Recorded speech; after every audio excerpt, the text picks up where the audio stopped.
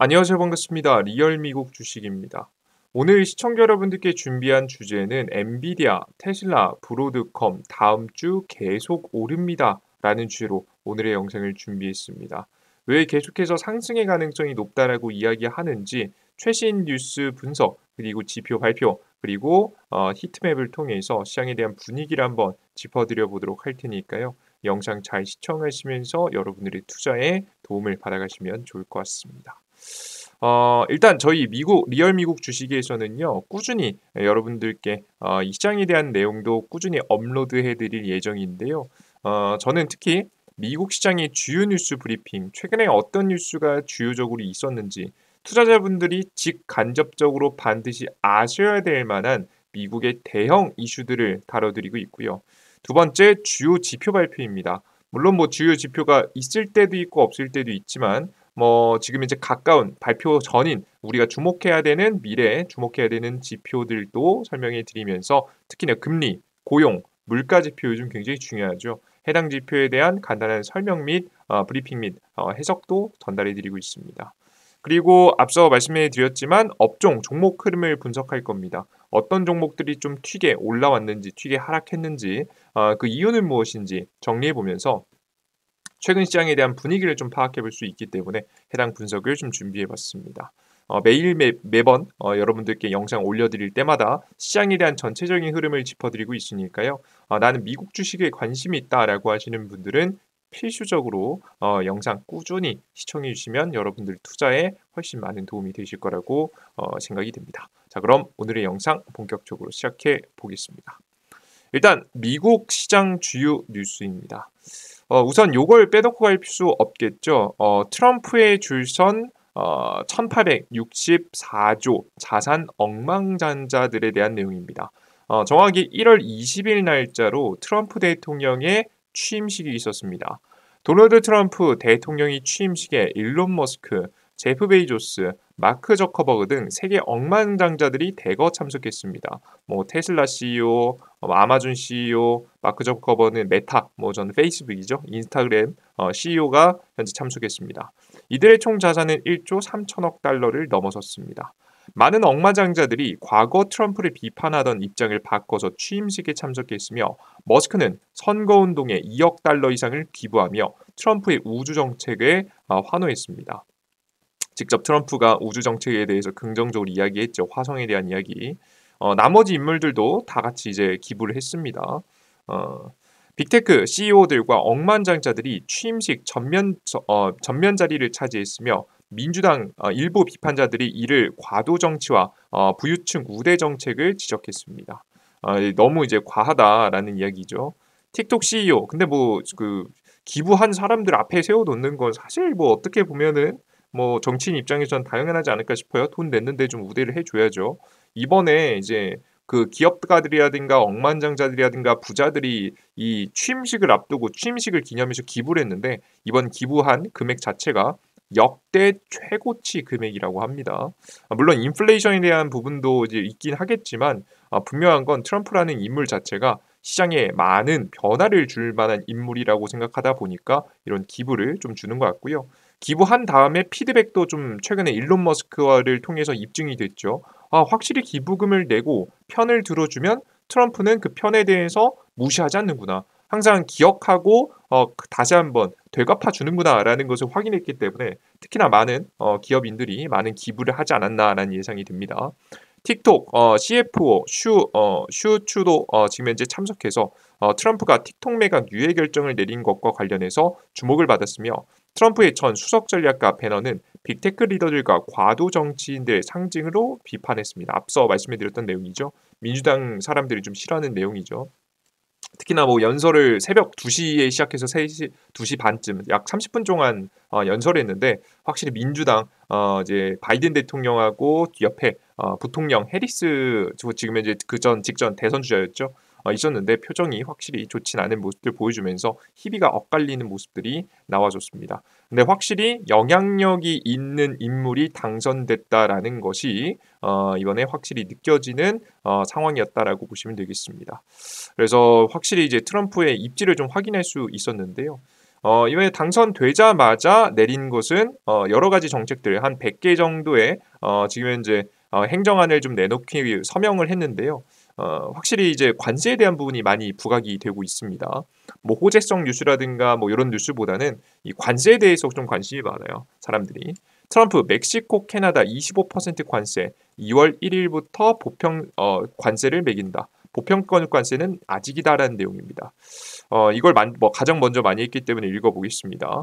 도널드 트럼프 대통령은 취임 첫날 멕시코와 캐나다에 대해서 25% 관세를 다음 달 1일부터 부과할 계획이라고 밝혔으며 두 나라의 불법 이주와 펜타닐 유입을 비판하며 이를 정당화했습니다. 그러니까 확실히 이제 동시에 뭐라고 돼 있냐면 불법 이주하고 마약 문제가 해결되지 않는 한 25%의 관세는 부과할 것이다라는 이야기를 했습니다. 사실 근데 불법 이주하고 이 마약에 대한 부분은 국가가 나서서 잡는다고 해서 맘먹고 나섰다고 해서 잡을 수 있을지 의문인 부분이거든요. 사실상 이제 명분을 정확하게 들어놓고 이 25% 관세를 부과했다라고 보시면 되겠습니다. 이 문제가 해결되면 풀어준다고 했는데 사실상 안 풀어주겠다는 얘기죠. 예, 그래서 확실히 강경한 정책이 나왔다라고 평가를 받고 있습니다. 트럼프는 관세 부과 시점을 유예했지만 당장에 부과하지 않고 2월 1일부터 한다고 했죠. 근데 뭐 이것도 멀지 않았습니다. 연방기관의 무역 적자와 불공정 무역 관행에 대한 조사를 지시하며 글로벌 추가 관세와 같은 조치를 권고하도록 했습니다. 그는 모든 수입 품목에 10에서 20%의 보편적 관세를 부과하겠다는 계획을 밝히며 이를 통해 미국 내 일자리와 부를 보호하고 무역 시스템을 개편하겠다고 강조했습니다. 이래서 일단은 이제 첫 번째 이제 주자는 멕시코하고 캐나다가 대상이 되는 모습이었다라고 보시면 될 것 같고요. 그 뒤에 이어서 유럽까지 최근에 이제 오늘 퍼져나가는 모습이었습니다. 도널드 트럼프는 미국과 기업에 대한 세율을 2배 인상하겠다고 위협하며 글로벌 세금 협정에 대한 미국의 지지를 철회하고 동맹국들의 새로운 관세 부과 가능성을 언급했는데요. 이것에 대해서 유럽이 굉장히 많이 들고 일어나는 모습이죠. 트럼프는 미국 세법 지금 현재 제891조를 활용해서 다른 국가가 미국 다국적 기업에 부과하는 세금에 보복할 권한을 강조하며 OECD 글로벌 세금 규칙에 광범위한 도전을 예고했습니다. 특히나 이게 유럽이 이런 짓을 많이 했거든요. 다양한 이제 보복적인 관세 뭐 이런저런 걸 위반했다. 뭐 개인정보 보호라든가 뭐 이런 것들을 위반했다. 뭐 이런 이야기들을 많이 하면서 OECD 유럽 국가들이 특히나 미국의 빅테크들을 대상으로 해서 특히나 구글, 애플 등을 대상으로 해서 굉장히 과세를 많이 했었습니다. 돈을 많이 뜯어냈었는데 이것을 명분으로 해서 유럽까지 힘을 뻗는 모습입니다. 확실히 명분을 하나씩 명확하게 잡고 가는 모습이죠. 트럼프 행정부는 디지털 서비스 세금 및 글로벌 세금 협정을 비판하면서 애플, 구글 등 미국 기술 기업의 이익을 보호하기 위해서 EU 및 기타 국가의 세금 정책을 견제하려는 의도를 보였습니다. OECD 및 EU는 트럼프의 새로운 세금 및 관세 정책을 발표에 대해서 우려를 표명했으며 미국과 협의를 통해서 갈등을 해결해 가고자 한다는 입장을 밝혔습니다. 확실히 이제 퍼지는 모습이고요.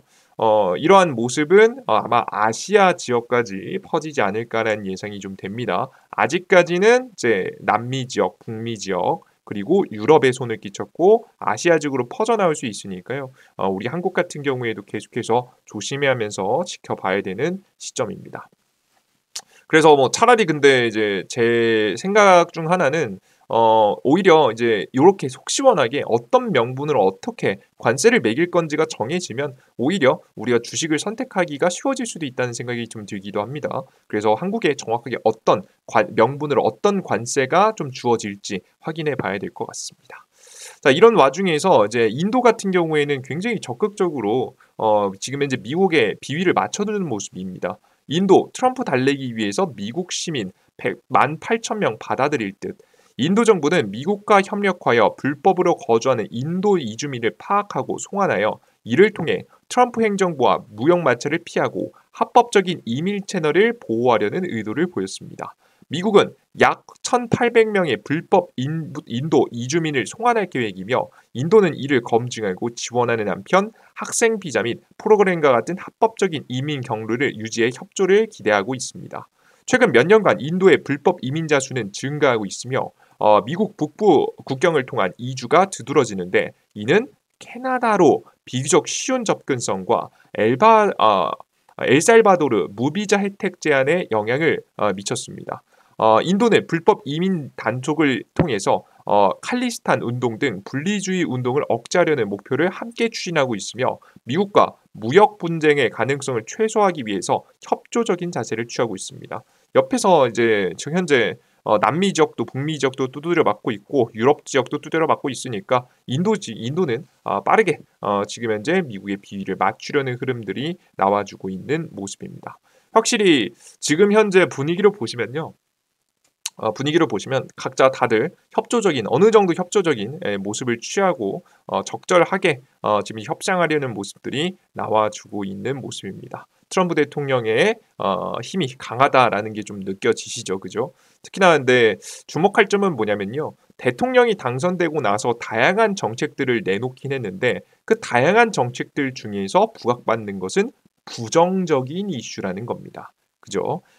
이제 보통 모든 대통령들이 다 그랬습니다. 11월 당선되고 나서 1월 20일 날 취임 전까지는 되게 긍정적인 관련 종목들이 많이 올라가요. 이런 정책을 내놓을 것 같으니까 이런 A라는 기업들이 관련 종목들이 올라가고 B라는 정책을 내놓을 것 같으니까 B라는 정책 관련 종목들이 올라가는데 막상 취임을 하고 나면은 비교적 부정적인 부분들이 좀 더 많이 부각됩니다. 그래서 시장에서는 부정적인 관련된 이슈, 특히나 관세 관련돼서 타격을 입는 기업들은 주가는 꽤나 많이 조정을 받는 모습들이 전 세계적으로 많이 벌어지고 있습니다. 자, 그리고 추가적으로 이제 트럼프의 힘을 한 번 더 느낄 수 있는 이슈인데요. 마지막 이슈입니다. 트럼프의 틱톡 인수 이야기입니다. 트럼프가 이번에 틱톡의 강제 매각에 대해서 잠시 유예해주는 모습들을 좀 보여줬는데요. 트럼프, 일론 머스크나 레리 앨리슨이 틱톡을 인수하는 데 열려 있다고 실제 발언을 했습니다. 도널드 트럼프는 틱톡의 미국 사업을 인수를 위해서 억만장자 일론 머스크, 레리 앨리슨 등과 같은 인물 및 기업과 합작을 지지하며 지금 이제 바이든스 이게 이제 그 틱톡의 모 회사죠. 이제 틱톡을 매각하거나 지금 현재 미국 내 서비스를 중단해야 된다고 주장했습니다. 트럼프는 틱톡의 매각 협상을 마감일을 75일로 연장하면서 틱톡의 가치와 미국 정부의 승인 여부가 성패를 결정할 것이라고 강조했습니다. 저는 처음에 이제 모습을 보면서 틱톡 매각 안 할 수 있게 해주나? 라는 쪽으로 좀 고민했었는데 결국에는 매각을 하는 쪽으로 언급이 많이 되고 있는 것 같습니다. 중국 정부는 정치적으로 주도된 틱톡의 매각 가능성에 회의적인 입장을 보이며 공정하고 차별 없는 환경을 제공할 것을 미국에 촉구했습니다. 근데 강제 매각 이루어질 가능성이 높아 보입니다. 그래서 관련된 이슈가 나오고 있다는 거 알아두시면 좋을 것 같습니다. 다시 한번 정리해 보면은 이번에 트럼프가 신임 임기를 시작했고 그들 속에서 기업인들도 많이 참여했습니다. 영향력이 크다는 거죠. 이런 상황에서 심지어 관세까지 다 부과되다 보니까 전 세계가 트럼프 임기 시작을 확실히 좀 느끼고 있다라고 좀 보여집니다. 특히나 부정적인 이슈가 생각보다 많이 부각을 받는 모습이에요. 긍정적인 뉴스보다는. 좋습니다. 자, 그리고 주요 지표 발표 있습니다. 이번 주에는 특별한 지표 발표는 없는데요. 다음 주에 있습니다. 우리 명절에 주요 지표가 꽤나 많이 발표되는데요. 미국의 주택 판매 그리고 소비자 신뢰지수 발표되고요. 가장 중요한 건 금리 결정일이 있죠. 1월 30일 날짜로 금리 결정일을 현재 앞두고 있습니다. 그래서 FOMC가 열리게 되고요. 금리가 어떻게 될지, 인하가 될지, 아니면 유지가 될지, 그리고 이것뿐만 아니라 당장 인하 유지도 중요하겠지만 앞으로 어떻게 인하될 예정인지, 아니면 얼마나 인하한다면 얼마나 인하할 예정인지 이런 자세한 부분들이 발표가 있을 예정입니다. 그리고 31일 날 근원 소비자 물가 지수가 발표될 예정입니다. 물가 지표는 항상 중요하기 때문에 해당 지표를 잘 살펴볼 필요가 있어 보입니다. 그래서 해당 지표가 이번 주에는 특별한 지표가 없지만 다음 주에는 있다는 거 여러분들께서 인지하시면서 지켜봐 주시면 좋을 것 같습니다. 좋습니다. 근데 이제 여기서 제가 미국 FMC를 좀 앞두고 있다라는 좀 이야기를 했잖아요. FMC를 앞두고 있는데 확실히 이제 유동성에 대해서 우리가 계속해서 관심을 좀 가져봐야 되는 게 이제 곧 지금 현재 1월 달, 이번 연도 1월 달 이제 부채 한도 협상에 도달하게 됩니다. 확실히 이제 미국은 트럼프 대통령은 확실히 이제 재무적 적자를 줄이는 데 좀 포커스를 맞추고 있는 현재 상황이다 보니까 금리 정책하고 그리고 이런 지금 현재 재정 정책에 굉장히 많이 힘을 쏟고 있습니다. 근데 민주당이 협조적으로 막 되게 해주진 않을 거예요. 그러다 보니까 부채 한도 협상이 잘 이루어지지 않게 되면은 까땅 잘못하면 다시 한번 디폴트에 빠질 만한 분위기, 이런 분위기가 나올 수 있다라고 보시면 되겠습니다. 특별한 조치 없으면 디폴트 시점 지금 현재 6월 달 중순에 전망이 된다. 1월 달이면 부채 한도 도달이 예상이 되는데 1월 달 전까지 협상을 빨리 해주는 게 가장 안전하겠죠. 그래서 일단 우리가 관심 가지고 봐야 될 건 1월 달 지금 현재 그냥 무난히 지금 현재는 지나가고 있는데 이런 부채 한도 협상에 대한 문제가 터질 수 있음을 인지하시고 여러분들께서 지켜보시면 좋을 것 같고요. 앞서 뒤에 이어서 FOMC에서도 금리 인상이 되면 아마 파월 의장하고 트럼프하고 또 싸울 가능성이 높습니다.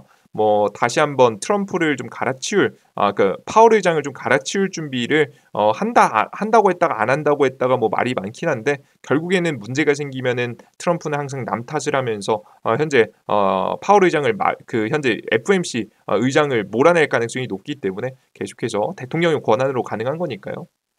계속해서 관심 가지고 지켜봐야 된다고 보고 있습니다. 자, 업종별 종목 흐름입니다.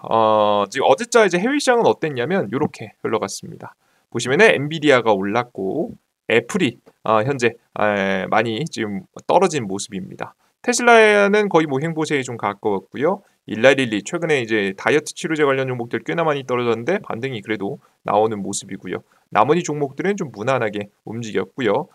지금 이제 브로드컴 이런 기업들도 긍정적으로 좀 움직여주는 모습들, 그 이외 빅테크 기업들이 꽤나 괜찮은 모습들이 현재 나와줬습니다. 그래서 이렇게 시장은 흘러가는 모습이었습니다. 여기서 특징적인 것은 확실히 엔비디아의 주가는 좋았고 애플의 주가는 나빴다라는 건데요. 그래서 애플이 주가가 떨어지니까 시가총액 1위가 지금 이제 엔비디아가 올라설 가능성이 더욱더 높아지게 되겠죠. 실제 지금 현재 시장에 대한 좀 분위기를 뭐 간단하게 또 보여드리면 지금 현재 실시간입니다. 이건 선물 시장이고요. 요거만 보셔도 엔비디아는 또 올라가고 있고요. 엔비디아 뭐 차트로 보여드리면 시간의 가격까지 현재 보여드리면 또 다시 좀 상승을 좀 보이고 있는 모습이고요. 그리고 애플 같은 경우에는 추가적으로 좀 하락에 대한 분위기가 또 나와주고 있습니다. 또 추가적인 조정 어제 좀 많이 빠졌다가 반등은 해줬지만 또 지지부진한 모습이 현재 나와주고 있어서 지금 이제 우리가 이 해당 부분이 왜 이런 현상이 나오는지를 좀 잘 분석해 봐야겠죠. 이유를 분석해 봤더니 이유는 명확했습니다. 바로 실적이었습니다. 제가 앞서 말씀드렸다시피 지금 현재는 트럼프가 당선되고 나서부터 굉장히 부정적인 이 관세에 대한 부분이 많이 부각을 받고 있습니다. 그래서 기업들이 많이 고민하는 게 뭐냐면 이런 관세가 많이 주어졌을 때 실적적으로 타격을 입는 기업하고 타격을 피해갈 수 있는 좀 피해가 덜하거나 피해갈 수 있는 기업들 뭐 문제가 있더라도 결국에는 실적이 잘 긍정적으로 늘어날 수 있을 만한 기업들 이런 기업들로 이제 둘로 나뉘기 시작했단 말이에요. 그들 중에서 지금 현재 보시면은 빨간색 불이 더 있는 이제 마이너스 분위기가 나오고 있는 테슬라, 뭐 테슬라도 좀 일부 있겠죠. 그리고 특히나 최근에 타격이 심했다라고 하는 중국에서 판매량이 크게 감소했다라고 하는 애플에 대한 부분이 부각이 그 실적이 악화가 부각을 받으면서 주가가 굉장히 조심스러워지는 중입니다. 다 관세로부터 연결된 이슈예요. 애플 4분기 중국 아이폰 판매량 18.2% 하락, 역대 최대 감소. 그래서 굉장히 많은 감소가 나와주고 있는 모습들. 애플의 아이폰은 지난해 4분기 중국 시장에서 판매량이 전년 대비 18.2% 감소하며 중국 내 분기 판매 기준으로 역대 최대 하락폭을 기록했다. 같은 기간 화웨이는 판매량이 15.5%를 증가하면서 중국 스마트폰 시장 1위를 탄하했다. 얘네가 비교적 저렴한 핸드폰 많이 삽니다. 애플은 비교적 비싼 핸드폰이고 이거 포지션을 잘 아셔야 돼요. 애플은 비싸고 화웨이는 싸다. 지금 시장 경제도 안 좋아지고 중국 경제도 현재 굉장히 좋은 상태는 아니거든요. 그러다 보니까 딱히 뭐 성능에 큰 내 인생에 영향을 끼칠 만큼 성능에 큰 변화는 없으니까 애플 걸 안 사는 거죠. 애플은 3위로 밀려나는 모습이었습니다. 최근에 중국의 뭐 명품 판매량도 많이 감소했죠. 비싼 제품을 잘 안 사려고 하는 분위기입니다. 아이폰의 중국 내 판매 보진 원인으로 최신 모델의 인공지능 AI 기능에 제약이 지목되며 애플은 현지 AI 인프라 제공 파트너를 찾지 못해서 어려움을 겪고 있습니다. 최근에 이제 AI 기능을 넣고 싶은데 이 AI 기능을 아무거나 쓸 수가 없어요. 그러니까 중국 정부의 허락을 받아야 됩니다. 왜냐면 이제 그 AI 생성형 AI에서 뭐 지금 중국 정부에 반하는 내용이 나올 수 있기 때문이죠. 그래서 항상 중국 정부는 검사를 하기 원하는데요. 이런 제대로 된 이제 파트너를 찾지 못하는 모습이었죠. 그러면서 AI 기능의 도입이 더욱더 늦어지면서 특히나 더욱더 시장에서 밀려나는 모습입니다. 화웨이는 노바 13과 메이트 70 시리즈의 성공적인 출시로 시장 점유율을 확대했으며 미국 제재 이후 처음으로 중국 스마트폰 시장 1위를 차지했습니다. 저렴하고 AI 기능을 탑재했다. 이 두 가지가 애플의 판매량 감소에 영향을 줬고요. 특히나 미중 무역 갈등이 더욱더 관세 아시아 지역으로 현재 퍼져나올 가능성, 관세에 대한 부분이 미중 무역 전쟁까지 퍼질 가능성이 높기 때문에 30일 3개월 안에 만난다라는 이야기가 또 있었죠. 정상회담을 좀 한다라는 이야기가 있었기 때문에 직전에 2018년도에도 만나고 나서 정상회담 이후에 미중 무역 전쟁이 본격적으로 시작이 됐습니다. 과거에 이제 이력들도 있기 때문에 미중 무역 전쟁이 지속이 되면 더욱더 판매량에 대한 감소가 있을 수 있지 않을까라는 조심스러운 생각이 됩니다. 자, 그리고 추가적으로 우리가 집중해봐야 될 게 지금 젠슨 왕 이 엔비디아의 CEO가 현재 그 트럼프의 취임식에 참여를 안 하고 중국으로 날아가는 모습이죠. 그래서 해당 부분이 꽤나 많이 부각을 받고 있습니다. 그래서 엔비디아 같은 경우에도 굉장히 긍정적이고 굉장히 잘 올라가고 있긴 한데요. 미중 무역 전쟁이 본격화되게 되면은 조금 대상이 될 수도 있다는 좀 생각이 듭니다. 물론 뭐 중국 판매량 자체가 애초에 20%를 넘지 않습니다. 10몇 퍼센트에 머무르고 있기 때문에 애초에 많은 판매량은 아니라서 만약에 뭐 규제가 주어진다고 해도 타격이 엄청 심할 것 같진 않습니다만은 지금 뭐 중국하고 좀 친하게 지내려는 모습들이 꽤나 많이 보여지다 보니까 우리가 해당 이슈는 생각하시면 좋겠다라고 생각이 돼서 추가적으로 요 뉴스 정도까지 가지고 왔습니다. 젠슨 왕 엔비디아 CEO는 트럼프 대통령이 취임식 기간 중 중국을 방문해서 중국의 세계에서 가장 위대한 시장이라고 지켜세우며 중국 시장에 대한 강한 의지를 밝혔습니다. 황 CEO는 엔비디아 베이징 지사 연례 행사에서 AI 발전과 중요성을 강조하면서 AI 기술의 일상이 스며들었다고 평가했습니다. 그는 엔비디아가 25년간 중국의 현대화에 기여해왔으며 중국 내 엔비디아 제품 기반 AI 개발자가 150만 명에 달한다고 언급하면서 중국 시장과 긴밀한 관계를 강조했습니다. 트럼프 취임식 대신에 중국에 방문한 황 씨의 행보는 미중 갈등 속에서도 중국 사업을 지속적으로 강화하겠다는 의지를 드러낸 것으로 해석이 됩니다. 특히나 그 어떤 분야일까에 대한 좀 의문이 있으실 텐데요. 뭐 우리가 뭐 기사라든가 내용에는 정확하게 나오진 않았지만 최근 CES 2025년 에서 행사에서 로봇 AI 프로그램들 소프트웨어 생태계를 플랫폼을 공개했었죠. 아마 이제 중국의 이 로봇을 가장 싸고 잘 만들 가능성이 높습니다. 워낙에 이제 전 세계 공장으로 좀 평가를 받기 때문에 로봇 시장에 있어서 중국 시장을 포기할 수 없었던 젠슨 왕이 참여한 게 아닌가라는 좀 조심스러운 생각이 돼요. 그래서 로봇 관련된 이슈 때문에 뭐 중국을 방문하지 않았을까라는 정도의 생각을 좀 하고 있습니다. 그래서 관련된 이슈 잘 지켜보시면 좋을 것 같습니다. 그죠? 좋습니다. 요 정도까지 이야기를 준비해봤습니다. 그래서 전체적으로 시장 전체는 실적이 잘 나오면 주가는 잘 가는 모습이에요. 특히나 뭐 엔비디아도 앞서 말씀해드렸다시피 미중 갈등의 문제는 있긴 하지만 분명한 건 뭐 중국의 판매 비중이 높지 않기 때문에 계속 잘 나오는 모습이고요. 중국의 애초에 판매 비중이 높았던 애플이 실적이 안 좋아지게 되면서 많이 가라앉는 모습이고요.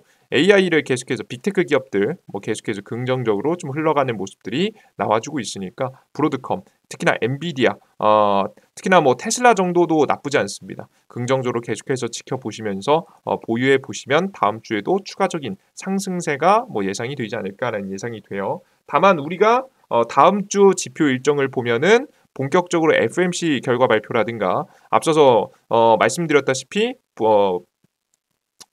지금 현재 요 지표 있죠.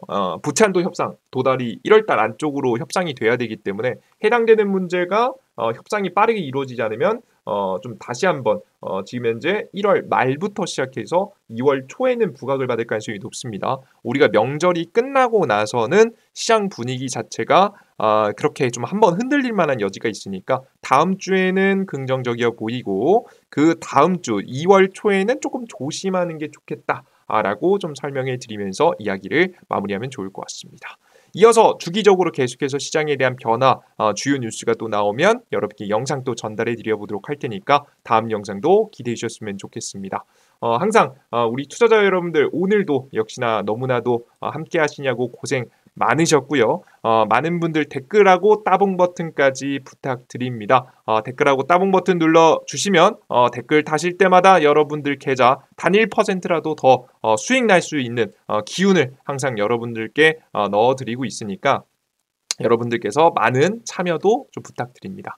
그리고 추가적으로 나는 알고 싶다라고 하는 뭐 이 이슈가 있는데 이 이슈에 대해서 간단하게 좀 다뤄주세요라고 하는 궁금한 점이 있으면 같이 댓글에도 달아주시면 또 그것도 참고해 보겠습니다.